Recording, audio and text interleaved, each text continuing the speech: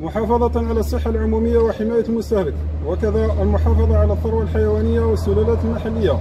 عالجت وحدات المجموعة الإقليمية للدرك الوطني بالوادي 5 قضايا تهريب مواشي وعجول ممنوع التداول بإقليم الاختصاص، تم خلالها حجز 117 ثور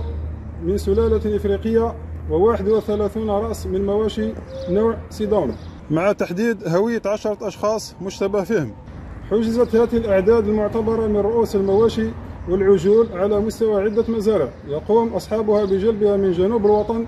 على متن وسائل نقل مختلفة، مستغلين مساهمة الدولة في العمل على تخفيض أسعار اللحوم الحمراء الموجهة للمواطن والمستهلك، وخلق نشاط تجاري بين سكان الجنوب ودول الساحل،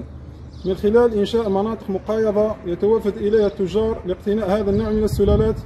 على أساس ذبحها وبيعها لحما وفق الإجراءات القانونية المعمول بها. إلا أن جشع التجار واستغلالهم لاقتراب عيد الأضحى المبارك وارتفاع أسعار المواشي دفع بهم إلى جلب هذه السلالات الممنوعة من التداول بإقليم الاختصاص ووضعها في مزارع واستبلات يتم فيها تسمينها وبيعها كأضحيات عيد بضعف سعر شرائها. رفع ضد الأشخاص المشتبه فيهم جنحة تهريب بضاعة أجنبية محظورة وممنوعة من التداول بإقليم الاختصاص، متمثلة في عجول من سلالة إفريقية وماشية من نوع سيداون.